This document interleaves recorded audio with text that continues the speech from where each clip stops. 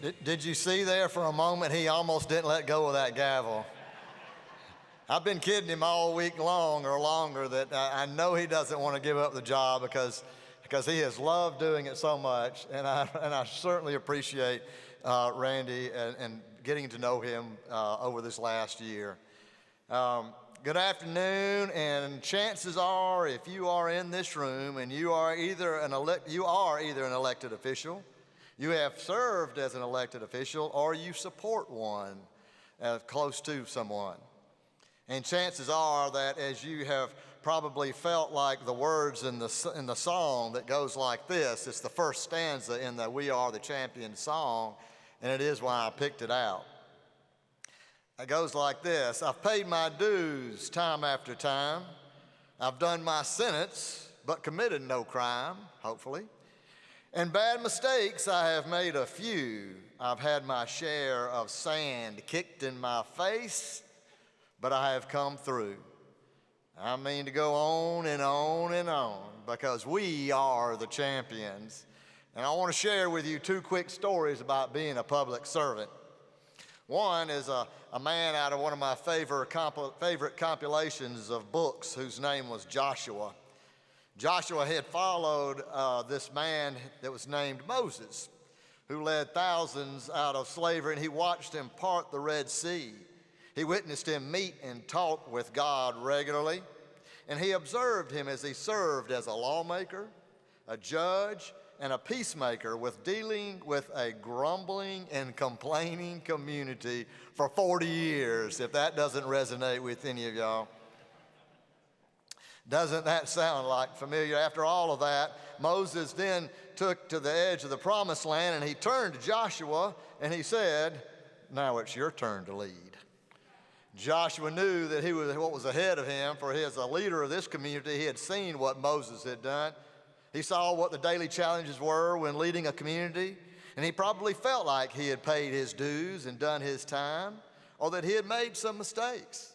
And I'm sure he felt like he had sand kicked in his face. I have no doubt that Joshua was scared and hesitant about his new role as a public servant and community leader. My father was my Moses. To me, he was the epitome of a great leader, and he was and still is my role model today.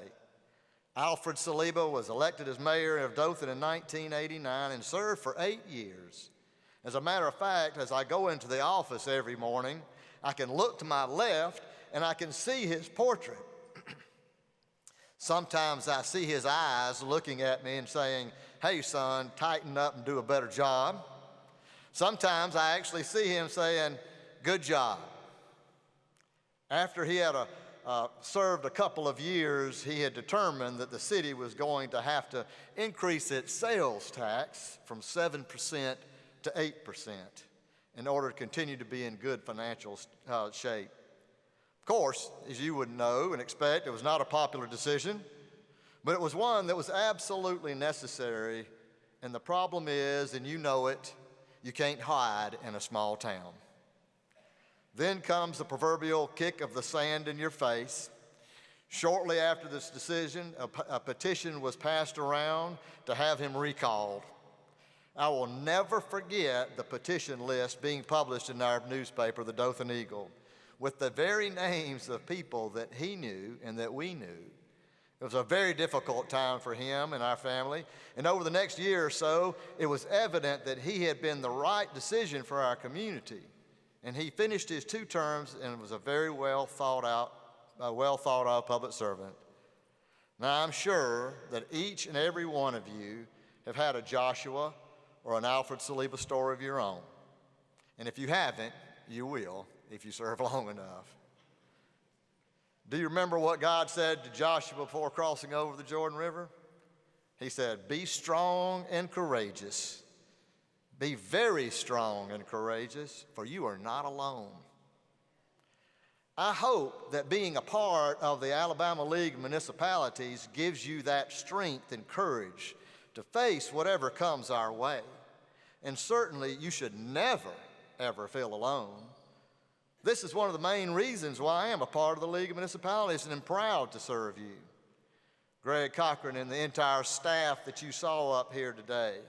They are professional, they are courteous, they are kind, they are caring, they are helpful, and always, always ready to serve our communities. We are in great hands with the team of the Alabama League of Municipalities. Greg, like the Moses, I know it's a little bit stretched there, but it's leads this association with a close eye on the membership, and making sure that you are cared for, and as well as navigating the wilderness of the legislative cycle, which is done very methodically. Kayla, like Aaron, has some of the greatest people skills that I have seen. She has a long list of resources. It doesn't matter where we are in this country. She knows that where every great restaurant is. And if you're ever hungry and you need a little manna and quail, she's got gummy bears in her purse all the time. Ask Brian about any politician in the state because he knows them all. He has great strategy on how to deal with the state and federal legislators. And by the way, just when you think old Baker is just one of those policy nerds, you know, and he's always serious, ask him to do his best Kramer impression from Seinfeld. I have never laughed so hard in all my life. And of course, there's Lori and Barry and Rob and Deborah, and you've seen all of them today. I can't possibly tell you about each one, but I will at some point over the next year. Being a member of the ALM is like having an extra department to help you run your cities and your towns, from legislative advocacy to municipal training and a variety of member programs. The services and the activities they provide are impossible to accomplish alone. ALM is a valuable and necessary part of serving in our communities. They bring the best out in us. They bring the best out of us as an elected public servant. And where would you be without the many friendships that you have made in this league family? And I have seen it every time I have been in a meeting. When only a phone call away, all you have to do is reach out to one of your friends or family in the League of Municipalities. Now let us turn to that legislative session that Greg spoke of very eloquently, and what a whirlwind it was.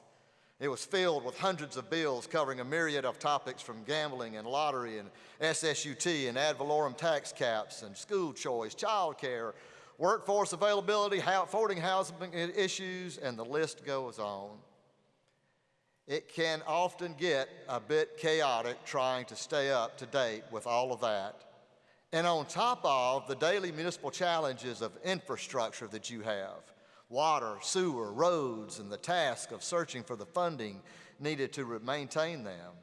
Then there's the difficulty of hiring and maintaining emergency response people like the police and fire, EMTs, dispatchers, plus the challenges of planning, zoning, and building issues, not to mention economic development recruitment, finding those industrial sites to just get you in the running for those industrial recruitment, building up your retail and food establishments and more, let alone having a personal life, spending time with your spouse, children, and grandchildren, maybe even some occasional time off.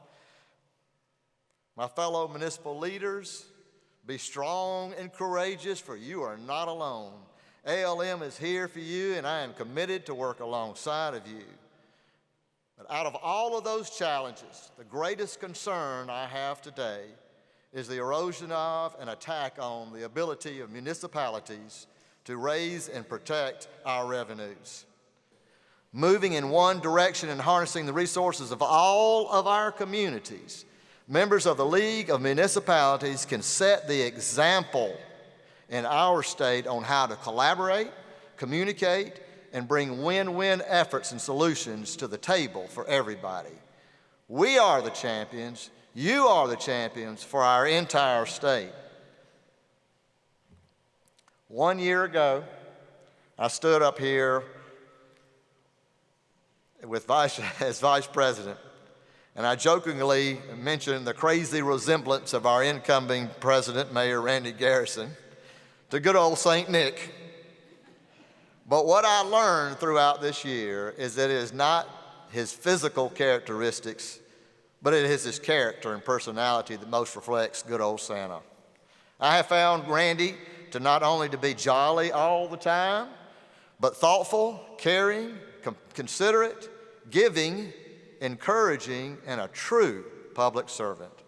And I have enjoyed serving and getting to know both him and Mrs. Santa, Lynn, this year. We are fortunate to have them in our leadership this past year. If you will give them another round of applause.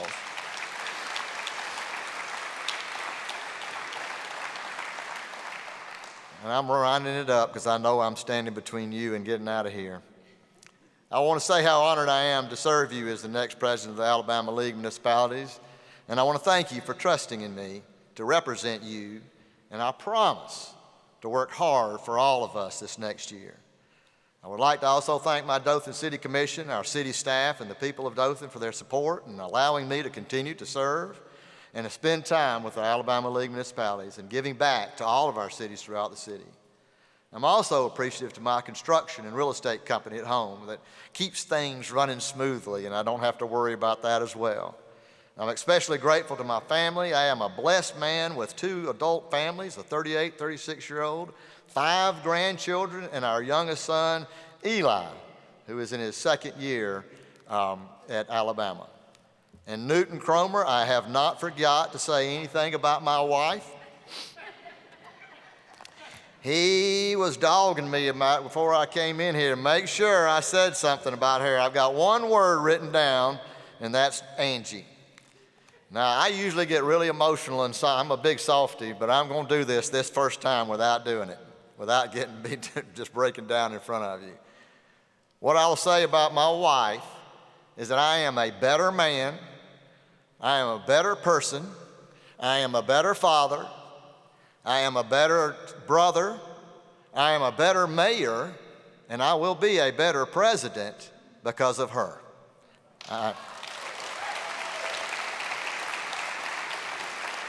I am desperately and hopelessly in love with my wife, and I thank her for everything that she has done for me.